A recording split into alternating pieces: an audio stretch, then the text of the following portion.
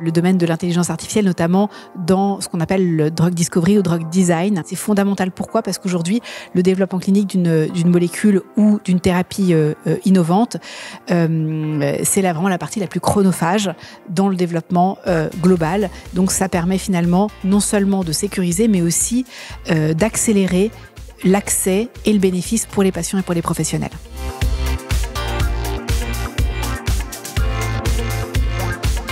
Au-delà du fait qu'une innovation peut évidemment être une technologie de santé qui apporte une plus-value pour le patient, un bénéfice sur le plan clinique, on conçoit également l'innovation en santé comme une technologie pouvant apporter un bénéfice pour le système de santé organisationnel, sur le plan du parcours de soins, en matière d'attractivité pour les soignants, de qualité de vie aussi pour les soignants, et plus largement de bénéfices au sens très large pour le système de santé.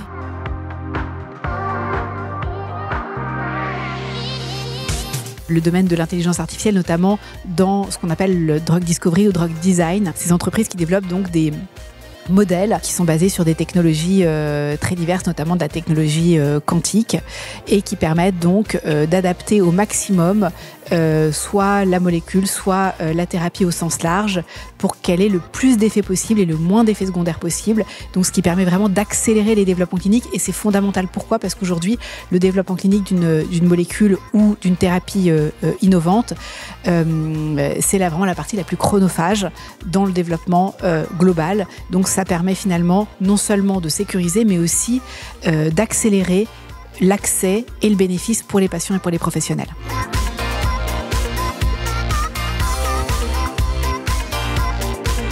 Alors l'Agence de l'innovation en santé, qui a été créée assez récemment, il y a un petit peu plus d'1 an maintenant, coordonne et pilote le plan Innovation Santé France 2030, mais également accompagne les porteurs de projets innovants à travers notamment un guichet unique qu'on a lancé il y a quelques mois maintenant via une démarche simplifiée en ligne, innovation-santé.fr. Et puis également l'innovation en santé doit bénéficier aujourd'hui d'accélération et de simplification. Donc on essaie, à travers la coordination des différents groupes de travail qu'on mène en interministériel, de faciliter, le développement des innovations sur le temps long, depuis l'amont jusqu'à l'aval, donc depuis la recherche jusqu'à l'industrialisation.